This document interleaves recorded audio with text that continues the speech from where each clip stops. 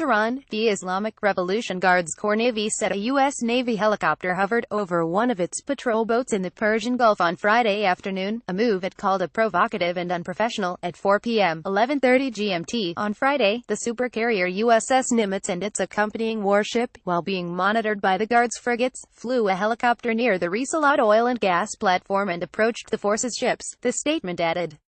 In a provocative and unprofessional move, the Americans warned the Zulfikar flotilla by firing flares, but the flotilla, without paying attention to the unconventional and unusual behavior of the American ships, continued its mission, and after a short period of time the American aircraft carrier and its accompanying warship left the region.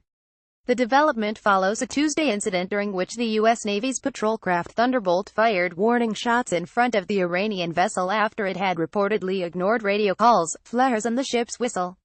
The IRGC announced late on Tuesday that one of its patrol ships had neutralized the act, saying its boat paid no attention and continued with its mission, and after a while the U.S. vessel left the area.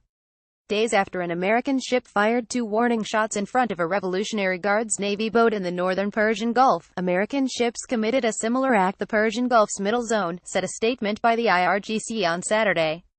The Friday confrontation capped a turbulent week of vicious barbs traded between Tehran and Washington, one day after Iran tested a satellite-carrying rocket, and on the same day Washington slapped new sanctions on 6 subsidiaries of a company key to Iran's ballistic missile program over the test launch. The Friday confrontation capped a turbulent week of vicious barbs traded between Tehran and Washington, one day after Iran tested a satellite-carrying rocket, and on the same day Washington slapped new sanctions on 6 subsidiaries of a company key to Iran's ballistic missile program over the test launch. The Trump administration's harsh rhetoric toward Tehran has exacerbated tension between the two, previously eased when Washington, coupled with more 5 world powers, lifted sanctions on Tehran last year as part of a deal to curb Iran's nuclear program. During the presidential campaign last September, Trump pledged to shot out of the water any Iranian vessels that would harass the U.S. Navy in the Persian Gulf. The two navies frequently have run-ins in the Persian Gulf.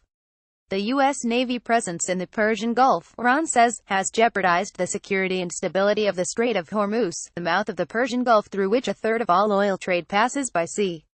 According to U.S. Navy, the two navies had more than 20 and 30 tense naval encounters in 2015 and 2016, respectively. No similar data, however, has been issued by the Iranian side.